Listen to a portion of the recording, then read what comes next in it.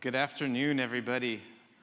I am here to talk about a very crappy problem at this optimistic summit. So I live and work in Nairobi, Kenya. And Nairobi, like many cities in the world, is going through very, very rapid urbanization. Just from a global perspective, right now, 1 billion people live in urban slums today. And in the next 13 years, there'll be 2 billion people in the same space. This has a profound effect on the growth of cities, and it can be everything from where will people live, where will you get your food from, where people can go to school. And the thing that we think about at Sanergy is the sanitation crisis. Now, globally, there's about 4.1 billion people who live in communities where the waste is never treated. This has a profound health impact of 1 million people dying every single year from sanitation-related disease, and a profound economic consequence, too.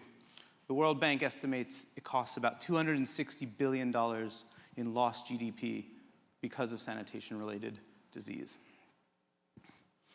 Where I work in Kenya, facts are not much better.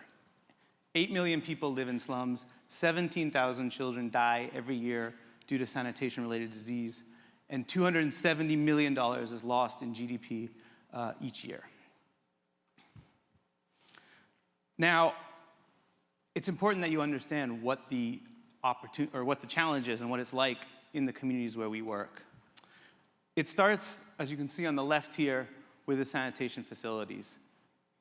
This is a pit latrine. It's really the pits.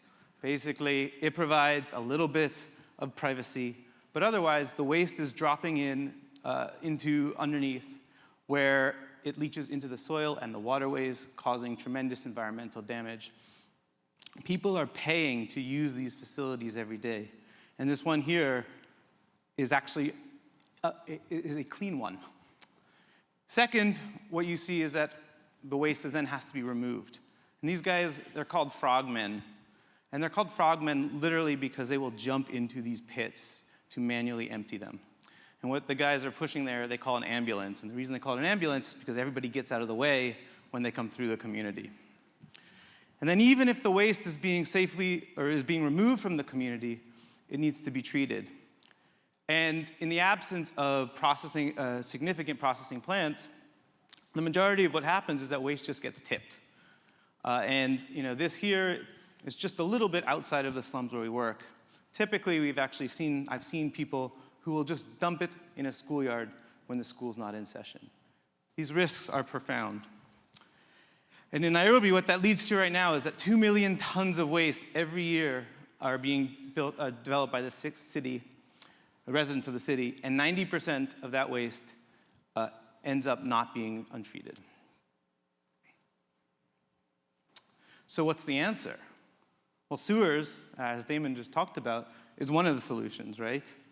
But in order to build sewers in informal settlements, it would cost $55.77 per person per year. And this is a very conservative estimate. In the US here, we spend more than $150 per person per year. Nairobi's budget right now, $3 per person per year. And last year, they passed one of the most progressive sanitation policies that in Africa, or really throughout the developing world. And over the next 13 years, they want to get to $12 per person per year, which is great. It's 4 times more than what we're at now, but it's no way going to cover the cost to put in sewers.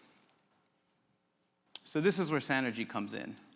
And what we do is we take a full value chain approach to solving the sanitation crisis. We do this in 5 steps. First, we build a dense network of low-cost toilets. Second, we franchise them to people within the community who operate them to keep them clean, safe, and open.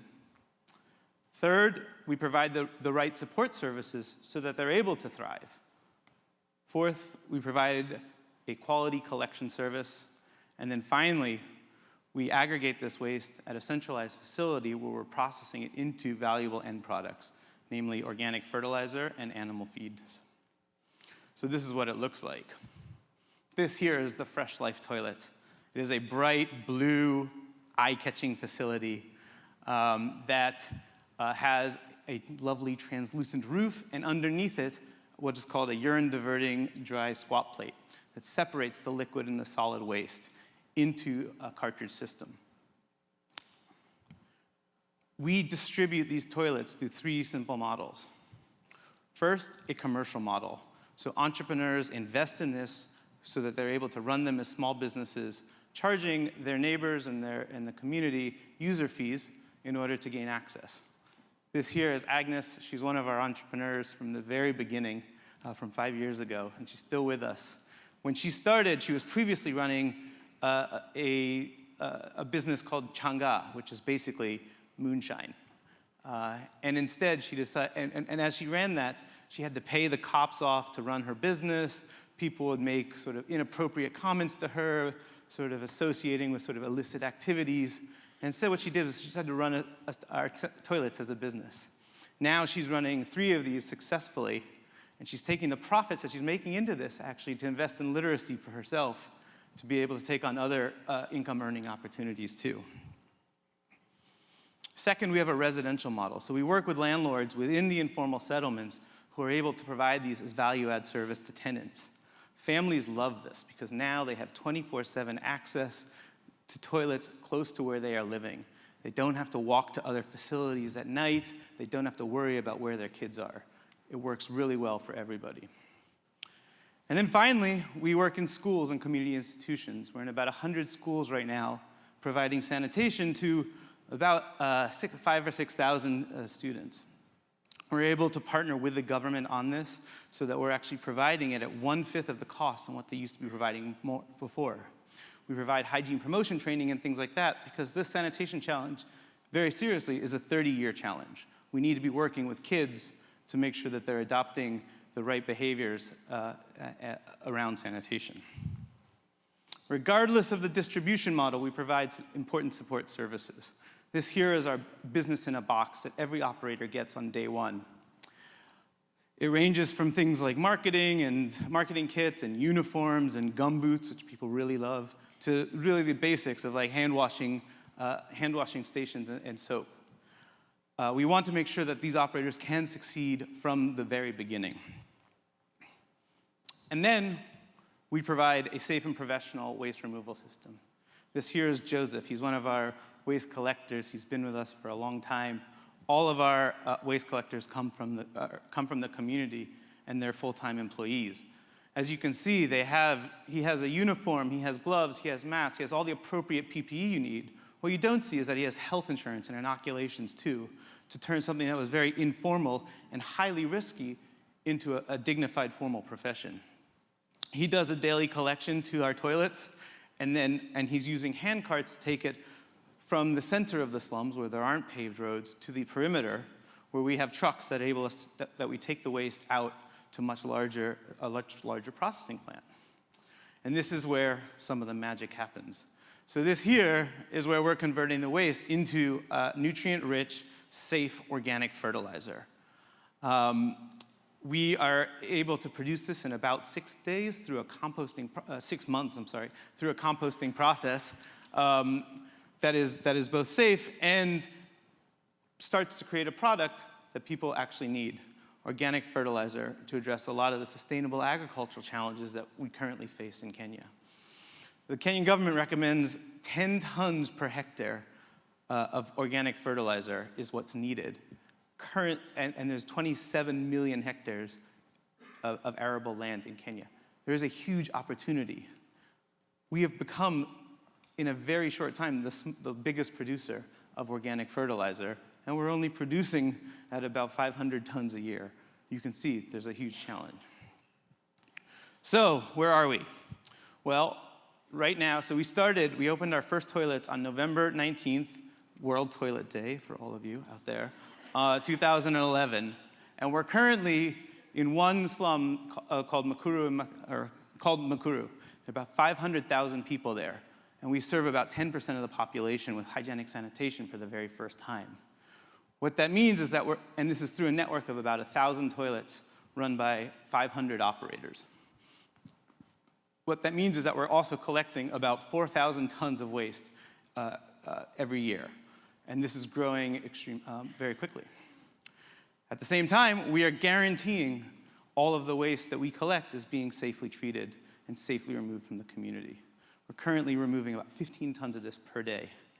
And the farmers are loving it. We work with over 500 farmers, and they're seeing increasing crop yields of over 30%, which is, of course, great for the farmer who's making more money and great for the Kenyan citizens who are gaining much more access to food. But the really, really important thing about what we're doing is this one. And I know this is a storytelling conference, but this graph tells you a lot. So the $55.77 at the beginning that I was telling you about is the cost for sewers to provide sewers. If the government's going to invest in that, it's going to be $54 of that. That's how much. But what we're able to do already is provide this at $22.55 per year. And because of the market forces that come into play, because communities are investing, or individuals are investing in sanitation for themselves, and because there's such a great end market for the agricultural products, the government only needs to invest $11. And this is really just the beginning for us. But we've made it such that it already costs just 1/5 of what it costs, what the most common alternative would be otherwise.